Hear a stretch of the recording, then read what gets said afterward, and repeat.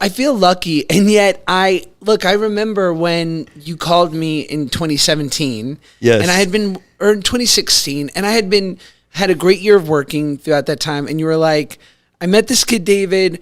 We're filming a bit at his house. Yes. And do you want to come over for an hour? Yeah. And I came over, and it literally was like, it was just sort of like an elevated improv.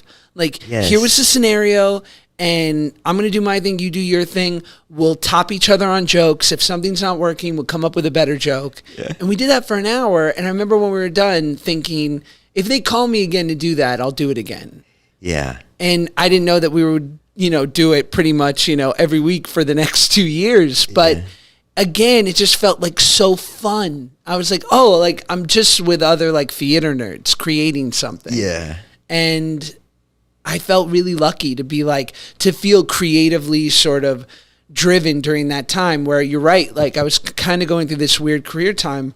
But the one thing, I don't even know if I told you guys throughout, because everyone's so worried about like optics and how's it going to look? Like, you're doing so much social media and you're not in the traditional world. Like, and I was like, but I'm still going to acting class. Like, I'm still working on hopefully that when the right thing comes, I'll be ready. Yeah.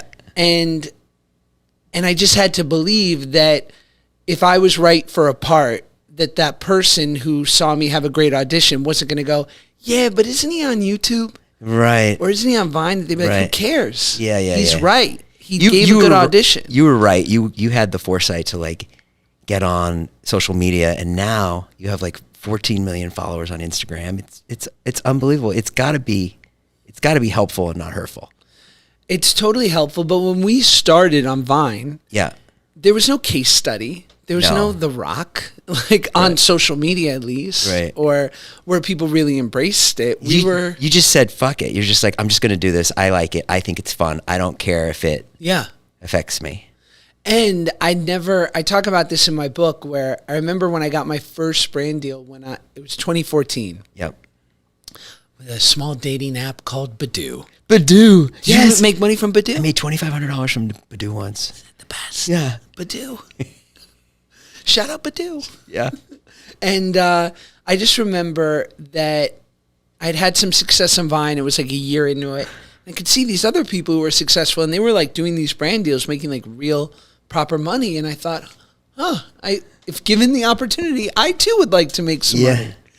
And I remember Badoo emails me and they go, we'd like you to do this thing for $5,000 to make a Vine. Oh, you're making a lot more than me, I see. A little bit. Yeah. They were like, we've given Jason Nash $2,500. We don't want to insult you, but all we have is $5.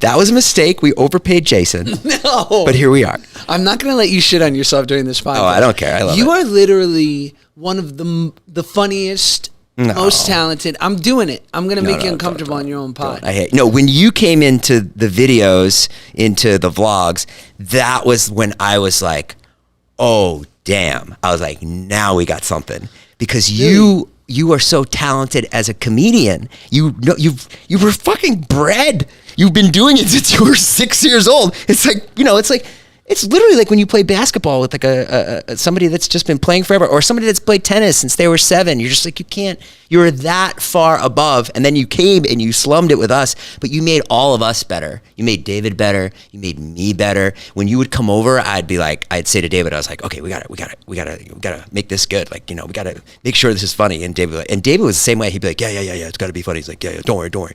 And so you just elevated all of us. Like, we were so lucky to have you.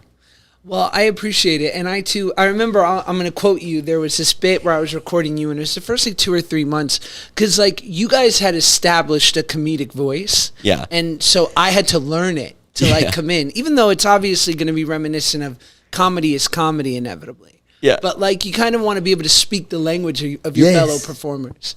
And I remember you did this like brilliant turn, and I don't mean to make it like too much inside baseball, but like the nuance of it. I remember I'm filming you and I'm like, how great is your life now? And you're doing your thing and you're like, it's so great. I get to hang out with Todd and Scotty. I get to drink the blood of the youth. It's going to keep me alive forever. I have no real friends. I'm miserable. And I was like, that's just great comedic. Like, it's just the math of comedy. That's all David. That was all you? No, that was really David. David was the one who, he doesn't understand anything else but big comedy tropes. Jonah's overweight. I'm old. Scott's depressed. Yeah. Josh was washed up at the time, whatever. Or Josh was fat when he was little. That's all he understands. And that's why I thought he was so successful, because I would push other ideas and he'd be like, nope, no one will get that. That's too hard to get. And so like the kind of comedy that like Brandon and I kind of like. Yes. No, not going to fly in David's vlog. You know, anything too inside or anyways, this is getting way too inside. But I will say, you came in and you were so funny. And I was like, wow, this guy is so funny. But when I really knew you were funny, you roasted me in a way once. It took my fucking breath away. I thought about it for days. It was such a good fucking roast. We were like filming or whatever. I was probably making fun of you too, which this is the way, if you start, sure. You know, if you start making fun of somebody, then it's like, oh fuck, they have a comeback. Sure. And then you said something about my movie FML, and you were like, it was this long thing. I'll try to do it. You were like, you know, yeah, you did the movie and you did Jason Nash's. I did 2 movies, guys. I did Jason Nash's Married, which was pretty good. And then I did this movie FML, which was a total bomb. And he was like, yeah, you know, you did this Jason Nash's Married movie pretty good. And then you got your second movie and you said to yourself, I'm going to take all this goodwill, all this success that I had, and make this second movie with less talented actors and just throw it all away. It was the funniest roast I've ever heard in my life to this day.